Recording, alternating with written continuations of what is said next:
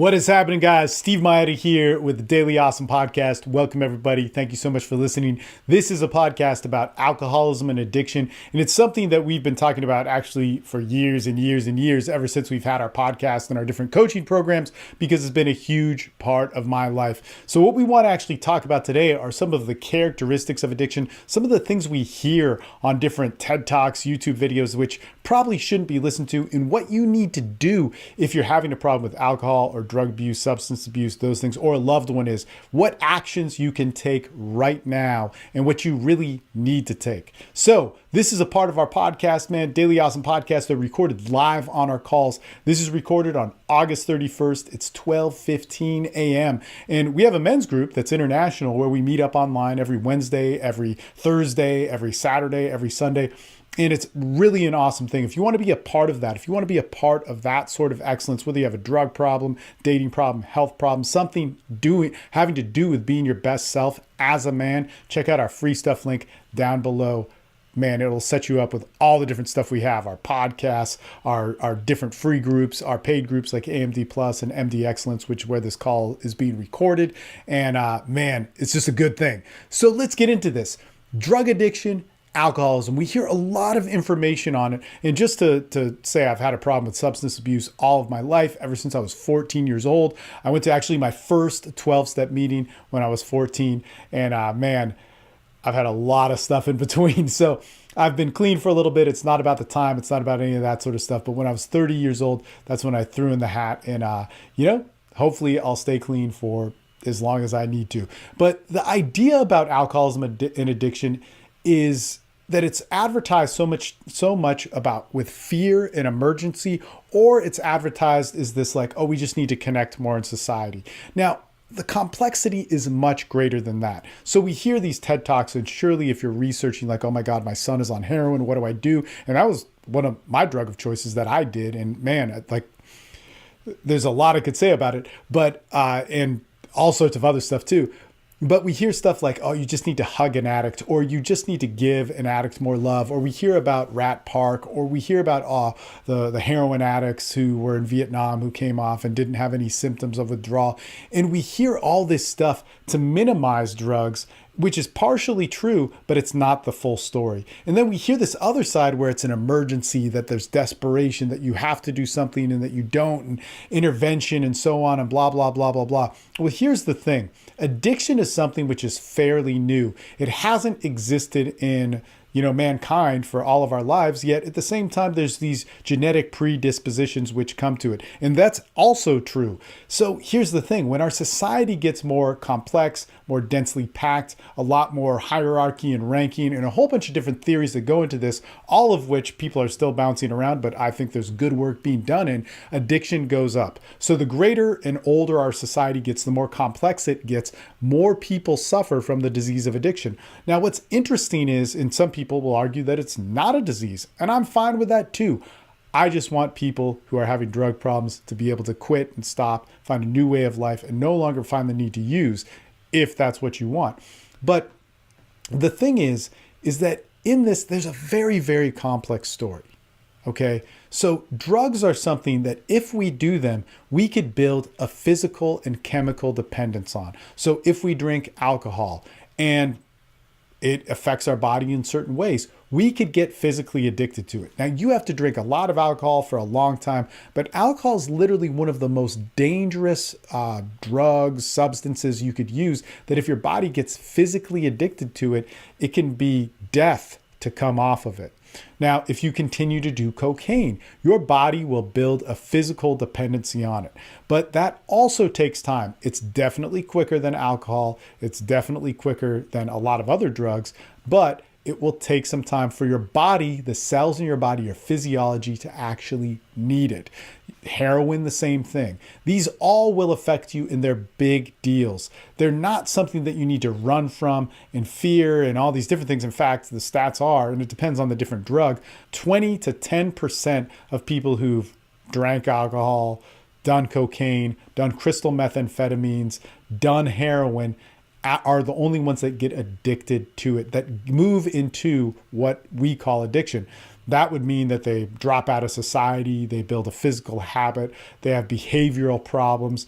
Their life becomes an obsessive and compulsive display of what it means to be an addict. And we can go into all sorts of horror stories of that, and I'm sure you've heard them, and I could tell you my own and other people I know and so on. But they get very real, and it's a very serious thing when it moves to that. But the fact of the matter is, there's about 80 to 90% of people that don't get physically addicted or don't get addicted, to those things. So then we talk about this other form of addiction. All right. So we hear this a lot. The first time people do cocaine, they're hooked. The first time people do heroin, they're hooked. And that could happen. In fact, for myself, I could relate to that sort of feeling. So that being said, cocaine really wasn't my drug, but doing things like opiates or heroin or even drinking alcohol was a huge thing for me. Immediately, I felt good. Now, I felt good. I wasn't necessarily physically addicted to it. If I stopped doing it, I could stop doing it. But emotionally and mentally, I wanted to continue to do it. Why? Because it relieved pressure, it relieved stress. It made me feel in a way that I couldn't feel before. And man, it offered me an answer to answers that I couldn't figure out. Now, at the time, I didn't realize this. I just kept doing it. I kept doing it. I built up a lifestyle that then supported this. So that means my friends, the things I did, the habits I did, how much I wanted to drink, how much I wanted to use, then caused me to steal, then caused me to drop out of society, to not have jobs or to have different jobs or to live in squalor or to live like an animal, all the way to the point where I'm homeless and living in the smallest room of whatever dwelling I'm in, hiding, paranoid out of my mind, and then just wanting more. Hoarding, counting my supply. And that's one of the sad stories of what you get with different addicts. But it's not a great life, man. And at first, you might kind of like it, but it gets so desperate that it makes you need to stop. So that all being said, your lifestyle, your mental capacity, your emotional need to continue to using it, of course, you don't see it as that at the time, is what usually leads people to a physical dependency on the drug. So in order to then to need to detox off of heroin or go through withdrawals off of heroin or different opioids or alcohol didn't happen overnight. That happened because of the lifestyle that I'd built around it. So here's the thing. Why does this start? Why is it that when our society gets more complex, more demand on it, that we move up in this phenomenon we call addiction? Well, there's a lot of different theories about this. There's a lot of different takes on it. There's a lot of different takes on the information that we get by saying like, oh man, we, what is it? Like these Vietnam vets who did heroin all the time didn't have withdrawal symptoms. They didn't get addicted to it. Most likely they did have withdrawal symptoms, but withdrawals, it's kind of like having the flu, but worse, because if you could just get another hit, you'll kill that, right? It's very easy to get caught in that trap. It's not as simple as just having the flu, but a lot of guys, if they have that time where they just can't access the drug for 2 or 3 days, or really more like 7 days, they will naturally withdraw on it and so on and yada, yada, yada. But the deal is that, man, what makes you an addict mostly has to do with you experiencing trauma as a child, you experiencing left out or alienation, stuff that you can't connect with and stuff that you wouldn't connect the dots with. But that feeling of when I put the first drug in my body, as many people talk about, but not all, is they feel, oh my God, this is the best feeling in the world. The only reason why I could dedicate my life to shape my lifestyle about that best feeling in the world is that if I was so void of that feeling, or perhaps had so much pain that when that feeling happened, now this is emotional or mental pain or confusion in my life, when that feeling happened, man, it redefined me. So that being said, this again adds a more complex piece to the puzzle. Addiction and what makes you an addict has to do with a mental and emotional problem.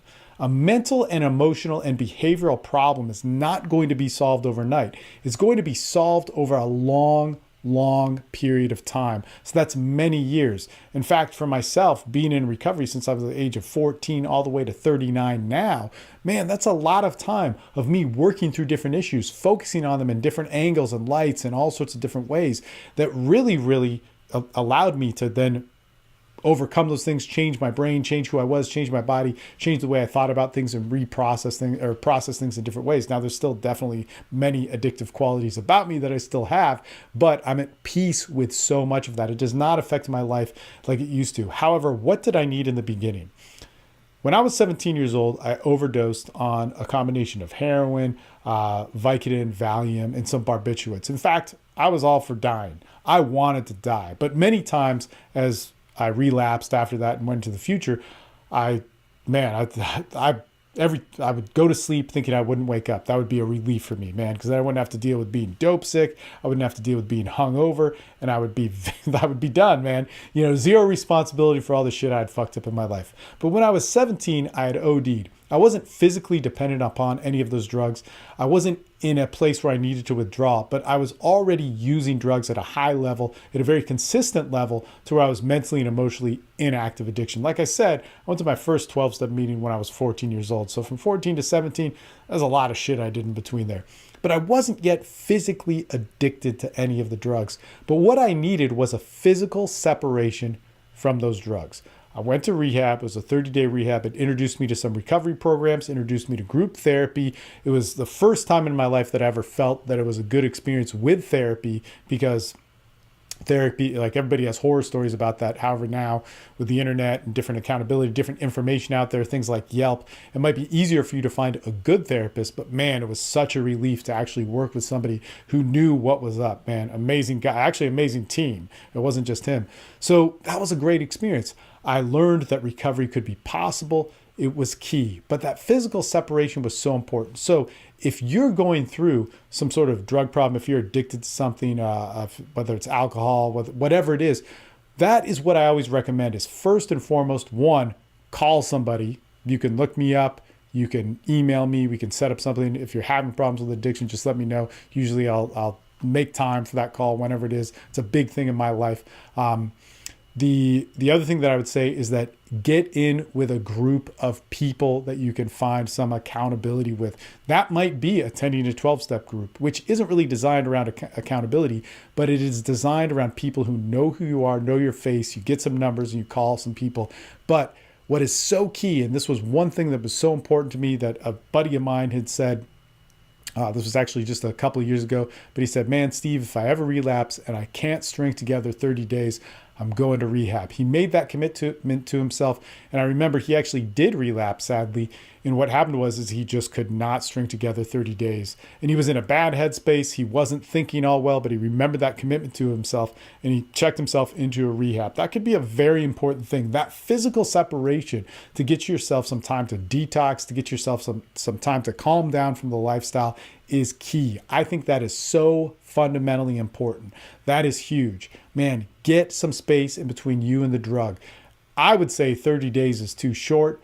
That, when I was 17, that's what it was. When I later got clean, when I was 30, I actually did not go to a rehab, but I had to force myself to be around different people who were clean, going to a lot of meetings at that time, and to constantly have a network around me where I would not get into that sort of lifestyle and force myself to quit.